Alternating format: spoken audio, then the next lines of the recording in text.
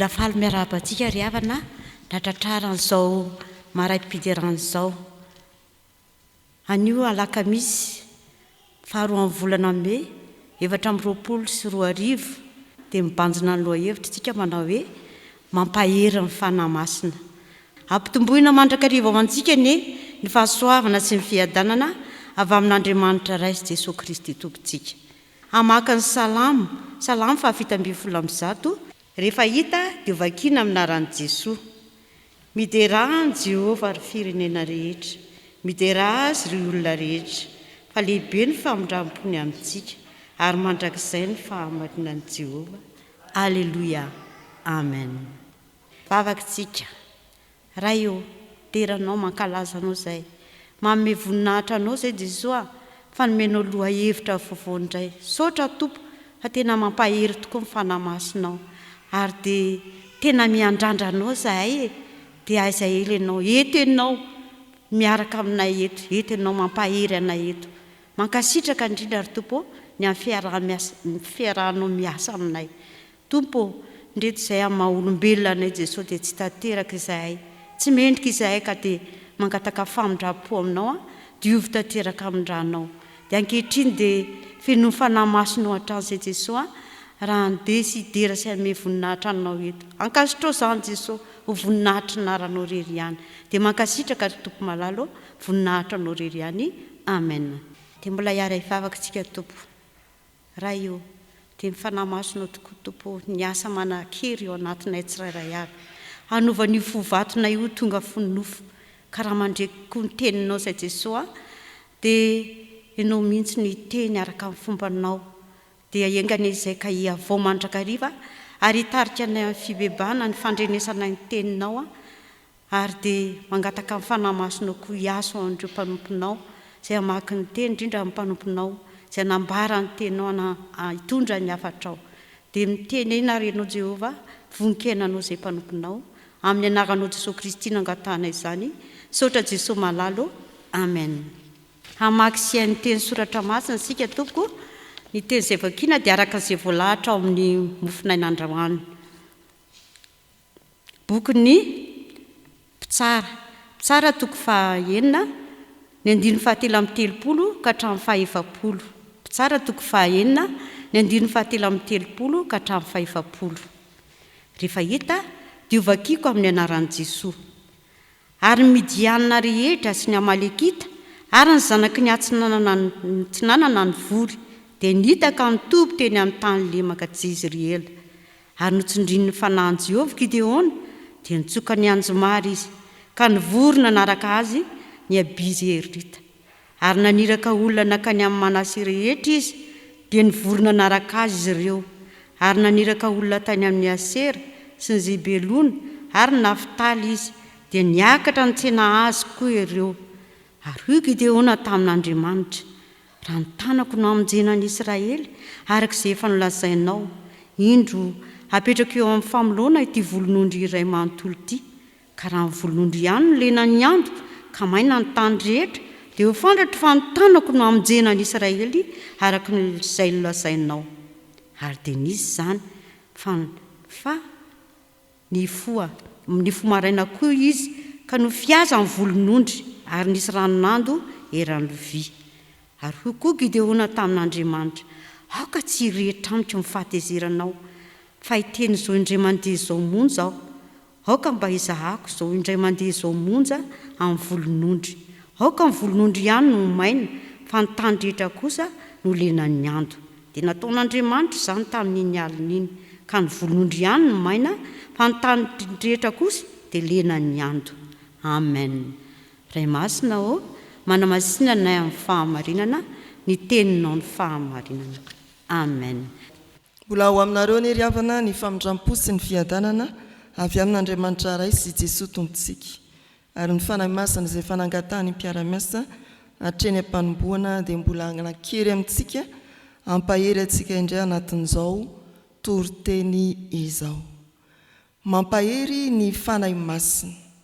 Manoloana perikopa anankiray izay mampiariary ny asan'ny fanahy masina mampahery ny mpanompony isika ankehitriny ao amin'ny Pitsara toko fahaenina andiny ny fahatelo amby telopolo hatramin'ny faefapolo no vakiana tamintsika teo. Mampahery ny fanahy masina. Ny zava-nisy manodidina ny fiantsoana ny Gideona dia fahantrana lalina sy faharavana teo amin'ny zanak'Israely. Ny fokon'Israely 12 ary tao anatin'izany Gideona. Tao anatin'ireo marobe, rava ara-panahy, mahantra amin'ny lafiny rehetra, ary tandondomy ny fahavalo mandrakariva tao amin'izany Gideona.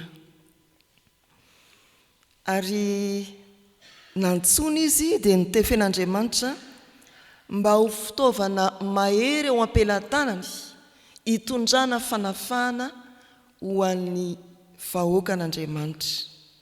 Nantsona Gideona ao anatin'ny firenena mahantra sy rava mba ho fitaovana mahery eo ampelantanan'ny Tompo hitondrana fanafahana ho an'ny zanak'Israely.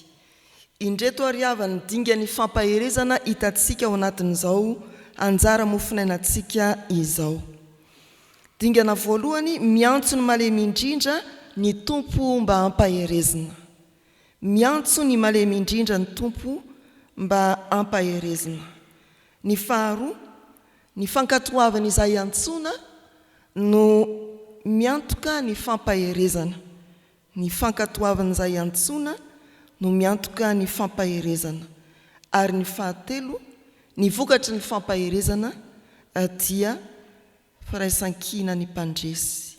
Ny vokatry ny fampaherezana dia firaisan-kina ny mpandresy.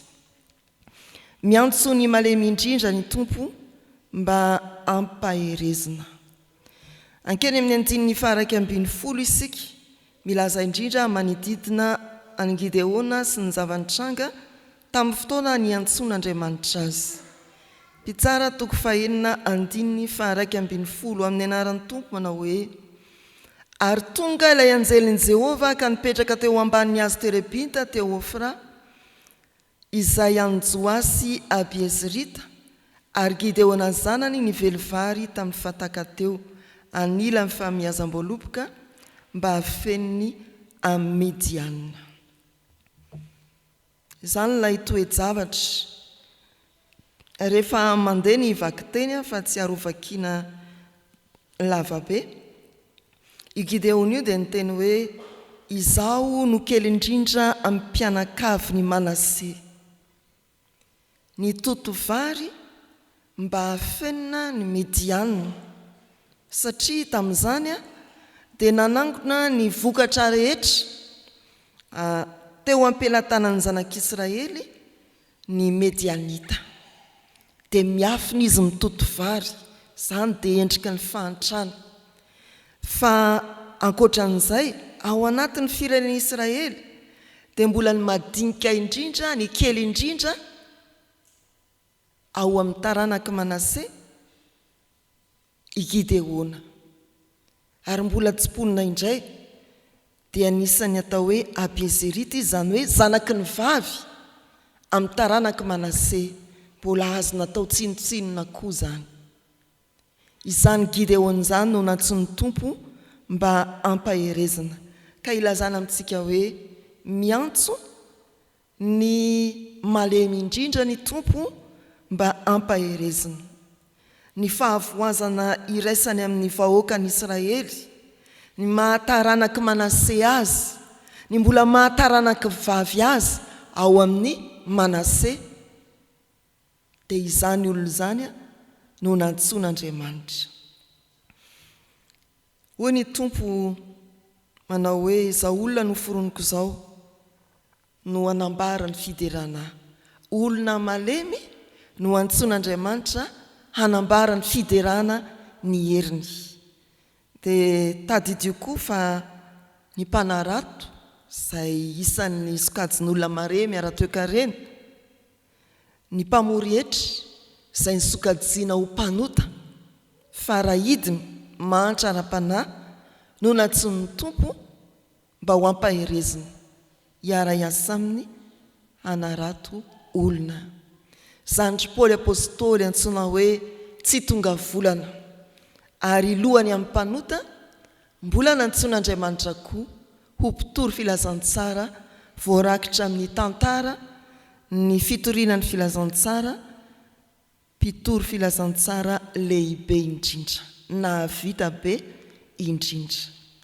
Ry havana malala aty amin'ny fiarahamonina, ny fifidianan'ny olona dia tsy mitodika amin'ny malemy, tsy miaraka amin'ny soavaly maty ny fifidianana ara-piarahamonina. Fa iza no matanjaka, iza no mahavita manome satroka, t-shirt, vary, izany no fidian'ny olona, izay matanjaka, manana ny hery ara-toekarena. Ary aty am-piangonana koa dia misy azo mpaka-panano hoe fidio ranony, fa izy afaka hanohana antsika. Fidio ranony fa tsara tare, tsanganany, marirandrirana tsara, fa tsy izany ny fifidianan'Andriamanitra olona. Fifidianan'Andriamanitra olona eo amin'ny tantarany Gideona dia mifidy ao anatin'ny olona mahantra, madinika, ny kely indrindra Andriamanitra, mba hatao inona? Mba hampaherezina. Tsy ny olona efa manana ny eo an-tanany, tsy ny olona manaka atao sy atolotra ho an'ny fanjakan'Andriamanitra, fa ny olona vonina hampaherezina. Koa izany indrindra no idirantsika amin'ny antso manao hoe ny malemy no antsoin'Andriamanitra hampaherezina. Ny malemy indrindra tahaka ny Gideona no antsoin'Andriamanitra mba hampaherezina. Tsy hitoky amin'ny herinao ianao, ara-panahy, ara-toekarena na ara-batana, raha mamaly ny antson'ny tompo amin'ny fitoriana ny filazantsara, fa hiteny tahaka ny Gideona hoe ny kely indrindra amin'ny mpianakavy ny Manase. Ny faharoa ry havana, raha miantso ny malemy indrindra ny tompo mba hampaherezina, dia amin'ny fankatoavana izany malemy izany no aniran'ny tompo ny fanahy masina hampahery azy. Mampahery ny malemy feny fankatoavana amin'ny alalan'ny fanahy masina ny tompo. Ny fankatoavana no antoky ny fampaherezana. Izay isika vao miditra eo amin'ny tenanjara mofinainantsika. Ny andininy fa 3:30 sy ny andininy fa 4:30 tapany voalohany vakina amin'ny anaran'ny tompo. Ary Midianina rehetra sy ny Amalekita ary ny zanaky ny atsinanana ny vory dia nita ka nitoby teny amin'ny tany lemaka Jezreela. Ary notsindrin'ny fanahin'i Jehovah Gideona dia nitsoka anjomary izy. Ilay Gideona naneho ny fahalemeny teo anatren'Andriamanitra dia notsindrin'ny fanahin'ny tompo ary nahatsoka anjomara. Nahajoro hiantso ady manantena fandresena. Nahatsoka anjomara. Nijoro nahery hiantso ady anantenana fandresena. Izany ilay fitsofana anjomara ry havana.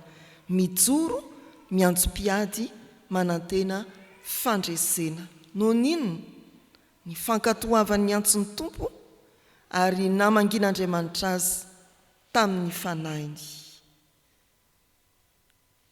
Ry havana malala, sarotra ny mahita mpiantafika. Mety hiteny ianao, mora ka, arakarany io. Rehefa hoe ho ary, fandrombahana ny makany. Rehefa hoe ho ary, iza no andeha? Inty aho mandany ianareo. Arakarany io. Aiza tsara no ale? Inona ny fiara hitondra? Dia ahoana ny lasy any? Antantanina aloha izany. Fa tsy hoe naiza naiza dia inty aho irao.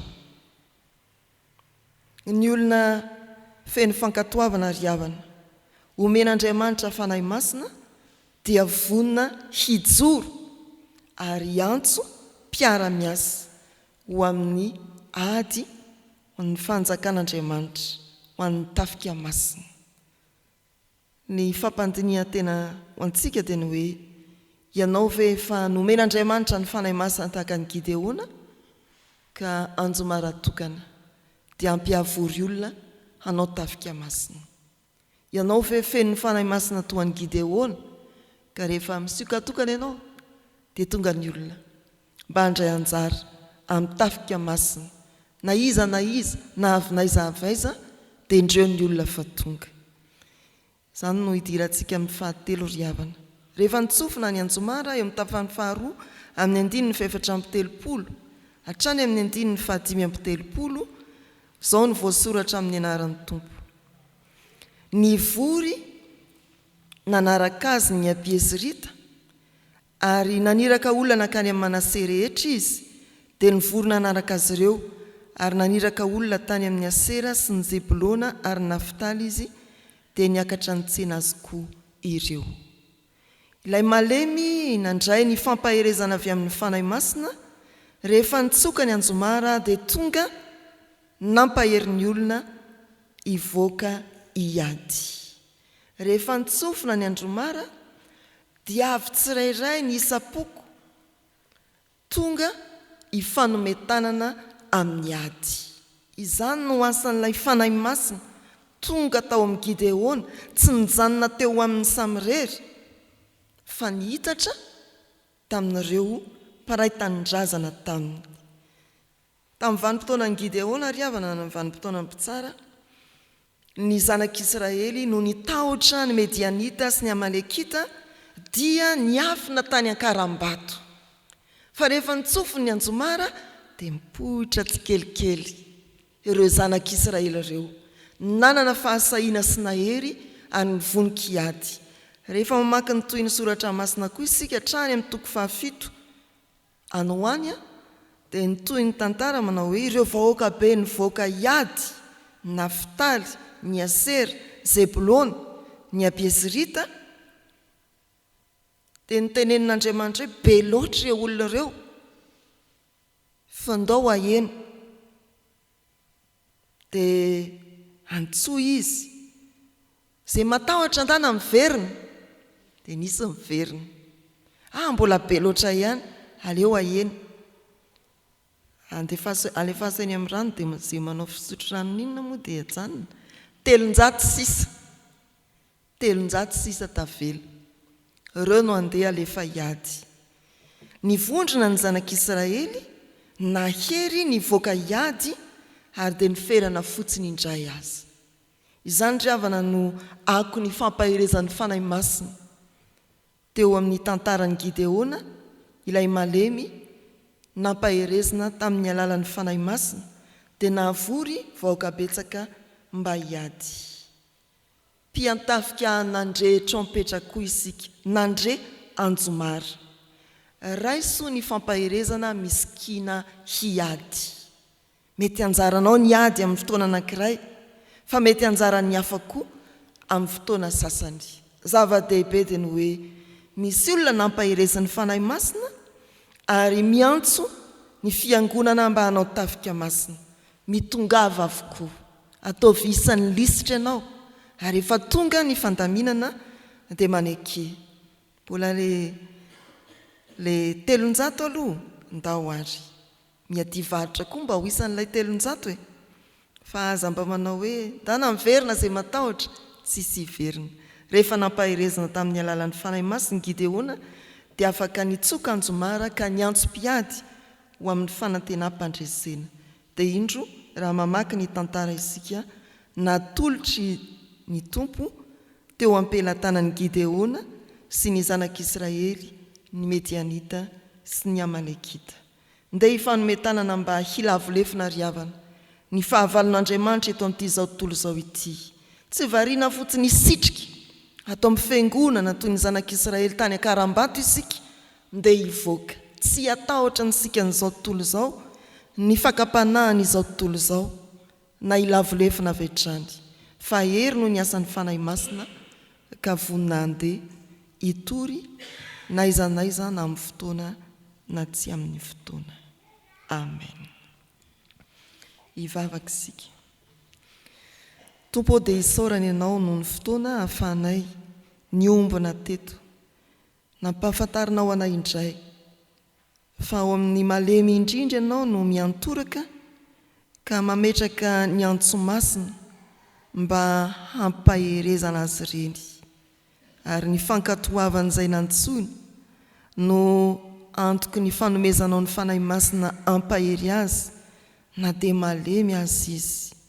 Ho tsaronay ry Tompo fa eto amin'ny firenena feno fahantrana sy malemy ara-panahy izahay, ary antsonao mba homena ny fanahy masina ahery tsy homenatra hijoro ho vavolombelonao, dia hitsoka anjomara tahaka ny Gideona ka ahataona olona maro hivondrona hifanometanana ho an'ny asanao Andriamanitra.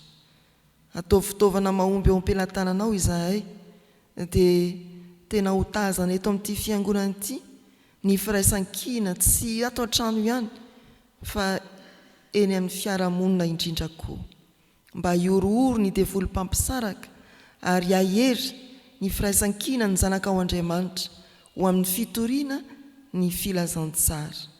Ankehitriny ary raha ivoaka izao trano fiangonanao izao izahay hamonjy ny lasanay andavanandro, dia ahery tahaka ny Gideona ary ho vonin-kandresy amin'ny ady rehetra. Voalohany ny ady amin'ny fakapanahy, ny faharoa ny ady amin'ny zavatra rehetra izay mangeja ny manodidina anay ary mila asolafaka anay koa.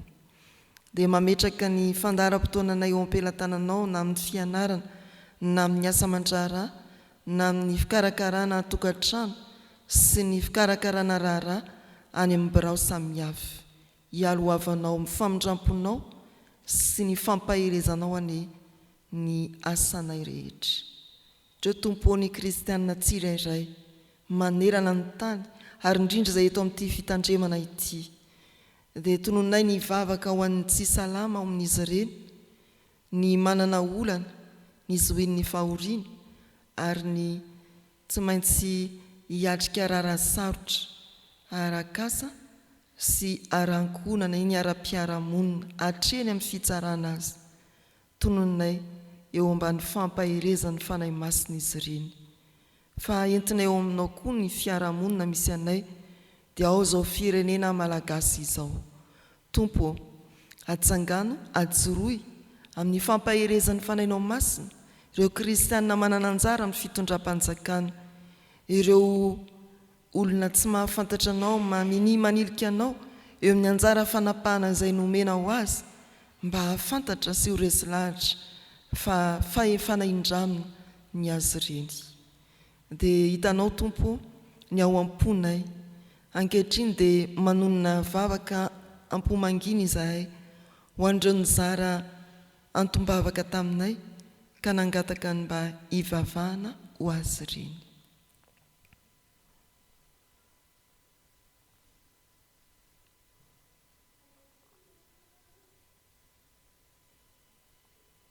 Hoentina indrindra eo am-pelantananao ny sampanasa sa fitoriana ny filazantsara eo anivon'ny Efitsekema sy ny synodam-paharitany, ary indrindra eto amin'ity fitandremana ity, ireo birao sy ny komity, fiangonana manontolo izay mpikambana ao anatin'izany.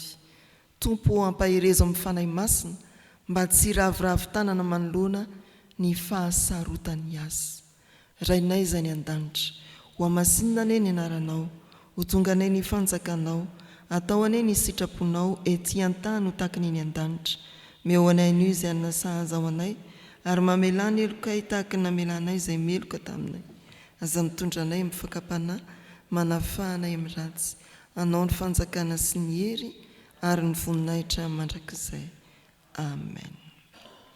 Hitsangansika riavana hijoro ho vavolombelona ka ny fanekempinoana larana voalohany iarahantsika manonina.